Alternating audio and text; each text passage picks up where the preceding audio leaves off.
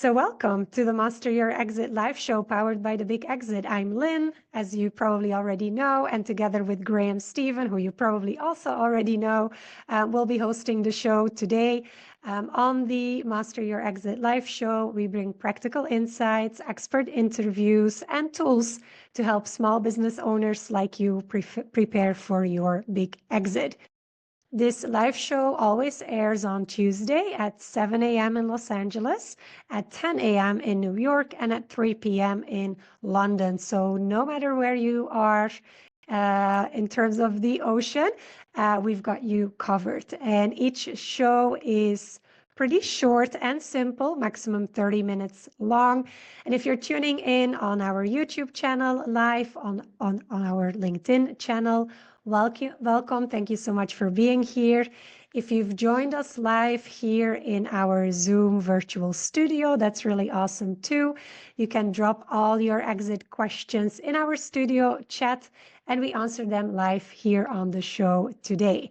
And if you're catching this episode later, you can find more episodes on our website, thebigexit.co/master your exit shows, or listen to the audio version on your favorite podcast platform.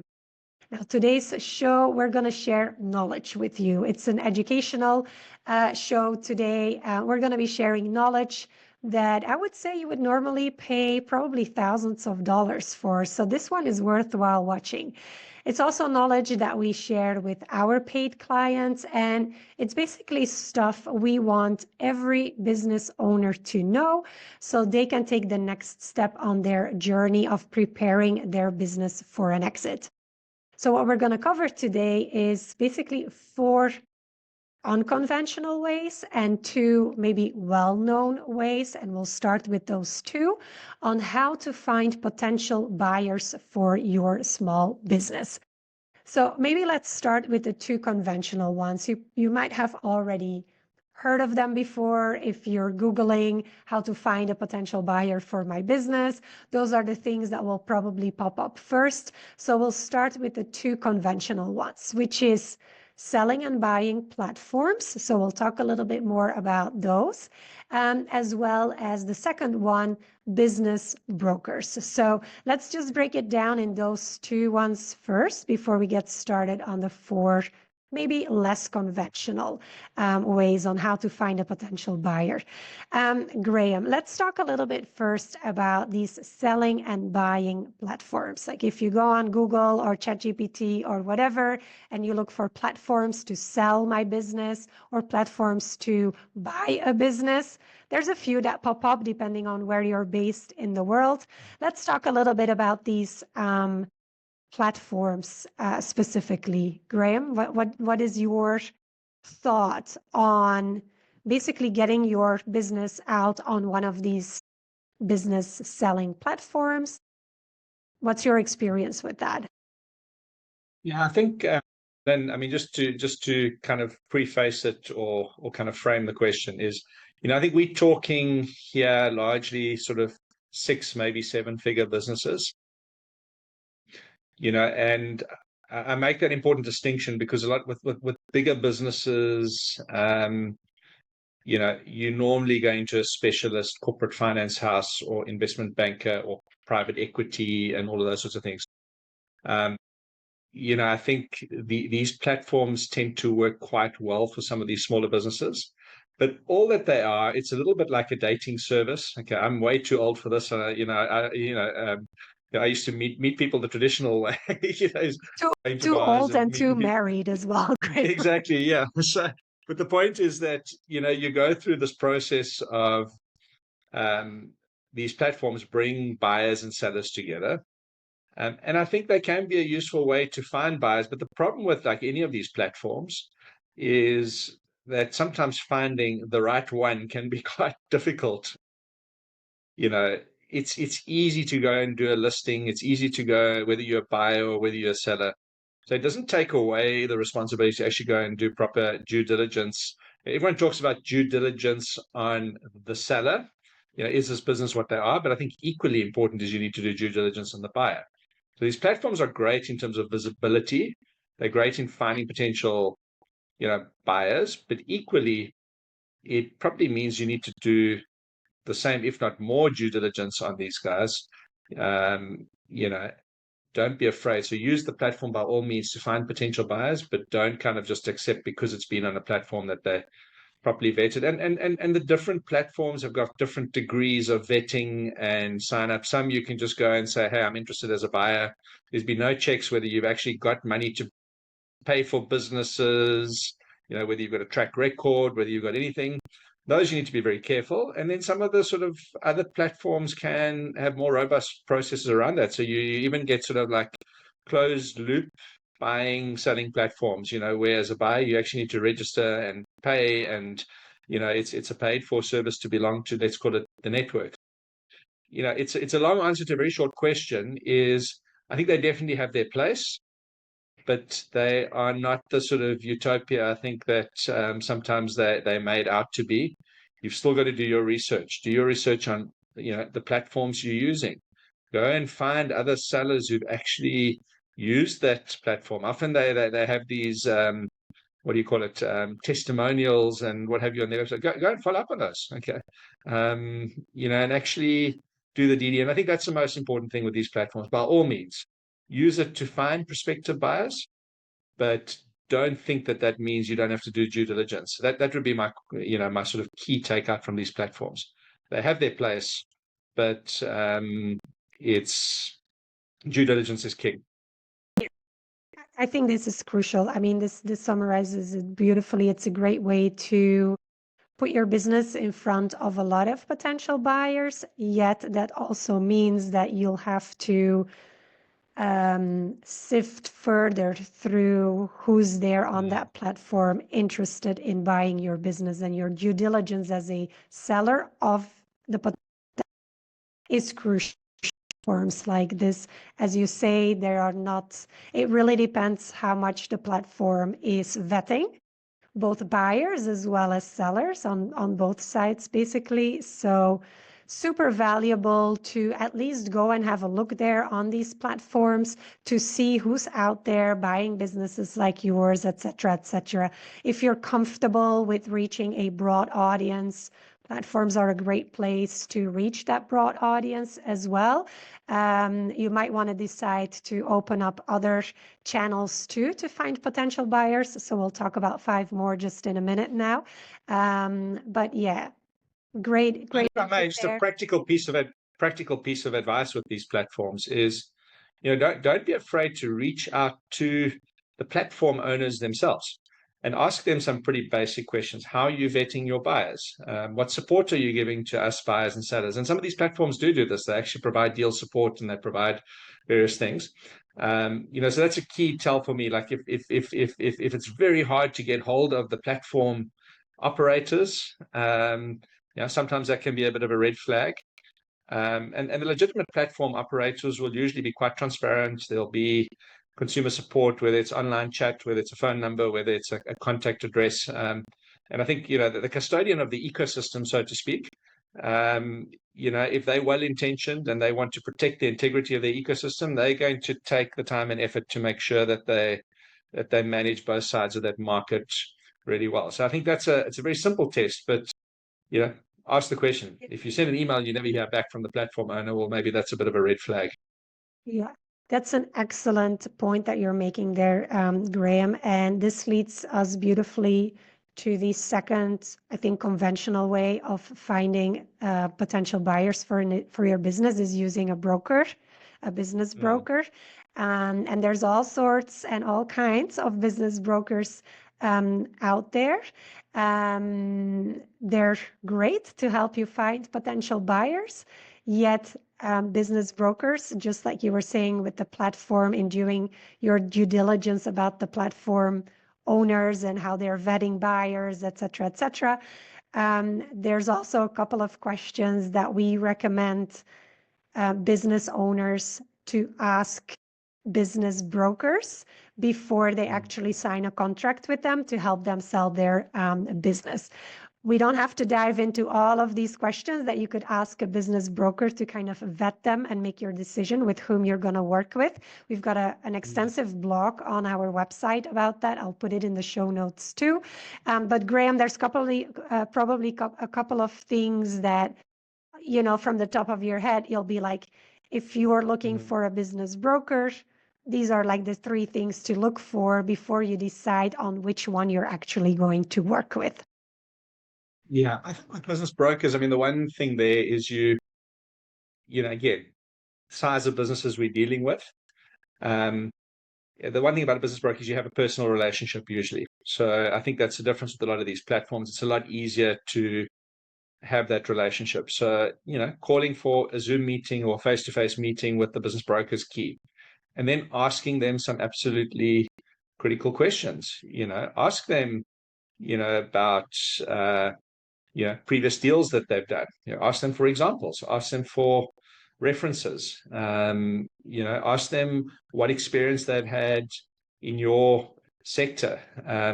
The beauty about ChatGPT and AI nowadays is you can educate yourself as a business owner pretty quickly. You can go and type into ChatGPT like, what are 5 questions I should use to vet a business broker? Now, it's not going to be perfect, but good business brokers should be able to answer most of those kind of questions that come up. Track record, also sometimes just gut feel. Do you feel you can trust the broker? And then, as I say, vetting with other people who've dealt with that broker is super, super important. Did they get the price they asked for? Did the buyer deal actually go through? I think one of the challenges with business brokers, and it varies in different parts of the world, but often there's no sort of like licensing agreements or special registration or qualifications that you need to be a business broker. A lot of people can just sign up and claim to be a business broker. Yeah. And so I think sometimes asking like, what credentials do you have? Like what qualifications, what registrations do you have? Those are good questions. You see people moving from, let's call it real estate sales into business broking sales. And the two are very, very different. It's very different. It might sound the same in terms of the process, but selling a house or a building is very different to selling a business. So those are kind of things that you need to look at. Is this a business expert? Ask them what experience they've had running and building and selling businesses themselves. You can have 100 questions. Like gauging that relationship, gauging their responses, sense checking that, validating with other people that they've dealt with. Very good way to kind of, filter out the wheat from the chaff. Absolutely. And we've got an extensive list of, I don't know exactly, but a bunch of questions to ask basically any business broker you're having a conversation with in terms of, figuring out if they're the right kind of match for you. So I'll put that link to that blog post in the show notes as well. So you can just take those questions away and basically do the vetting process on your own and feel really comfortable about eventually, the business broker that you decide on you're actually going to work with. So just to wrap things up, I think in terms of finding potential buyers, the most 2 conventional ways are using platforms that basically have kind of like organized in a very efficient way the matchmaking between buyers and sellers, or use a business broker, which is a more white glove service that you can expect there. And both require a level of vetting from both the buyer side as well as the either the platform or the business broker side. But there's also a couple of approaches that are maybe less conventional that you could take in order to complete or maybe extend your list of potential buyers, because there's already so much that you have in your hands right now of potential buyers you might not even think of. So that's what we are covering, or what we're covering in those 4 unconventional ways, I would say. And let me just start with the first one. One of the things that is super valuable and very quick to do is to do a Google search for acquisitions that have happened in your industry. So you could search for terms like your specific business type with acquisition or merger or buyout or sale or exit or whatever the words are, to find examples of businesses like yours that have been acquired. Often there's going to be information around that to be found on the internet, whether they, as the buyers, have published something around the buying of a specific business in your industry, or someone, like in your industry who have sold. Often there's press releases around that. There's information around that. So just Google or ChatGPT or whatever your preferred search engine is, but do a Google search for acquisitions in your industry, your business type plus acquisition, merger, buyout, sale, exit, whatever the word, and start Googling, because that will be a very straightforward and easy way to find potential buyers in your space buying or have been buying similar businesses like yours recently. Stephen, is there anything that pops up in your mind or that you're thinking about in terms of like using this strategy to find more potential buyers? Yeah, I think along some of the vein is that there are sort of more, it's sort of paid for services like that. So, I think in the UK, something called Mark to Market, which tracks sort of private deal stats of deals actually done. So yes, there's a fee associated with that, but it's kind of like a closed loop search. There's something like BVR resources in the US that you can and actually find actual deals so there's a bit more credibility around some of those things because it's actually been vetted. Yeah, actually just kind of asking questions, and we'll cover some of these and some of the other methods, asking questions in the industry, looking at existing deals that have been done. As you go sort of more up market, in terms of bigger businesses and bigger deals, then you start talking to sort of the private equity houses, the sort of bigger investment funds and all of that sort of thing. But I think for the audience that we're talking to, that's probably not the place you're going to go. Probably a little bit, Google searches, some of these platforms that actually have market data and stats, so you can talk to them. Gotcha. Absolutely. I mean, we could even do an episode specifically on those like more like closed loop pieces of information on that. So I'm just going to make a note of that. That might be worthwhile to just dive in and spend like a full episode on. But I'm also aware of the time. So I don't think we have the time now to dive into that. So let's just move on to like the second lesser conventional way on how to find potential buyers for your business. And this relates maybe a little bit to what you were saying, Graham, before, is to check for industry news and publications. So news articles about acquisition deals in your industry, they can reveal, maybe not always, but they can reveal potential acquirers. They can give you insights in the types of deals happening. One resource I think that is super valuable, and you know her also very well, which is Alexis Grant, who does the They Got Acquired website, where she's both doing interviews with business owners who've sold their business, 6 and 7-figure exits, so in the small business acquisition range. She every once in a while creates reports specifically on acquisition deals per industry sector. So super valuable pieces of information and content related to your industry specifically, and small businesses who have sold or got acquired by a bigger party. So she shares quite a lot of information there, which is a very valuable resource. I don't know, Graham, if there's any other one that you can think of in terms of news outlets for smaller business owners that are valuable in terms of acquisition deals and figuring out potential buyers. Yeah, I mean, I think I'll talk to that. Maybe I'm leading into the next category a little bit, but yeah, when you talk about industry forums, industry news outlets, that's very, very important, and often there'll be industry associations, so it's a little bit like, I'll use the dating analogy again. If you like heart set on, dating somebody who's very sporty and active, you go and join a running club, or, and so yeah, keeping your ear close to industry trends and news and being part of those associations, whether it's local business associations or whether it's, industry sector bodies and all of that, that's a good place to keep your ear close to the ground. probably leads into the next one around networking and what have you. But those are good ways of looking at those industry reports and 100%. conferences and that.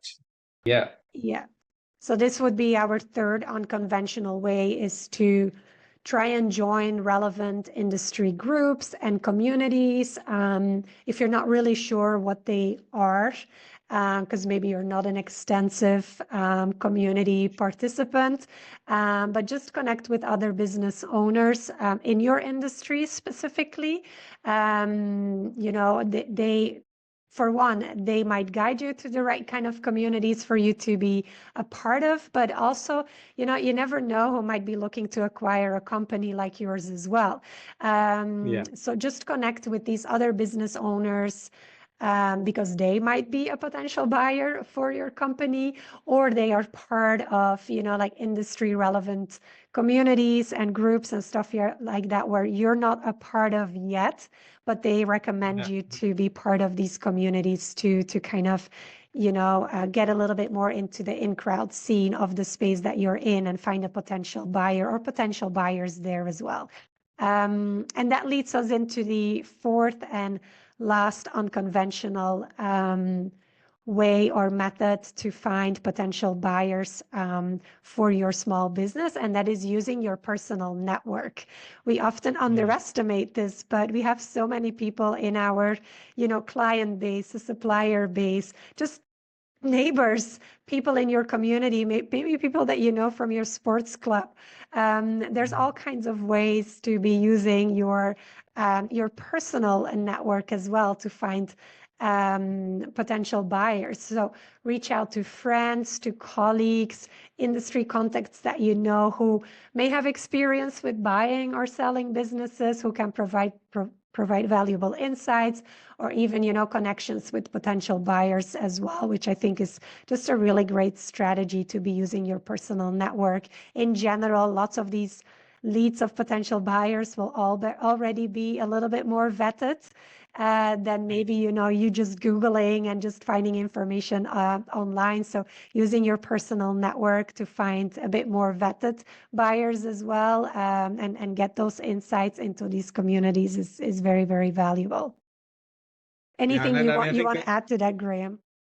Yeah, I think that's often a very underestimated and often used thing, is that is those personal networks are key. I think the principle behind that as well is that when you're thinking about finding a buyer, you got to do the research. You got to be quite strategic around who could potentially buy your business. So is it a competitor? Is it somebody who's doing a roll up, up chain, but if you're accounting practice, somebody who's buying lots of small accounting practices to create economies of scale, so if you're a successful business, is it a supplier of yours, who wants to kind of integrate, let's say you're a retailer, they want to integrate, wholesale and retail and the supply chain. So when you're thinking about your personal networks, think about your supply chain, who's involved in that. Even sometimes think about your staff. Is there somebody in your team who actually maybe could be really good at buying and running the business? So the thought process behind that is almost as important as the personal network itself. And then, at the end of the day, a deal is a transaction of trust between buyer and seller. So if you're leaning into existing relationships where that trust exists, or it's a warm referral, somebody's recommended somebody else, that can often, you may not have as many potential buyers, but you could often have a much higher close rate because that trust and that warm intro is already there. So a lot of sellers are quite nervous. Oh, like what happens if my competitors know that I'm for sale? That is a challenge sometimes people need to deal with. But I think it's important to think about those things. I see many deals where a competitor will buy somebody else out. It's a win-win for both in many cases. Get rid of the competition. You get a fair price. There are people who play shady games there, but you think about personal networks is a really good place to start. Yeah, no, I think you've nailed it, Lien. Nothing really that I can add, but I think just the principle is do your research, do your vetting, and just accept there's no silver bullet here. research and vetting and, thinking about all your different options is really, really important. And give yourself time to do that properly. Selling a business is not like going onto eBay and selling a secondhand pair of Nike shoes. Okay, it takes time.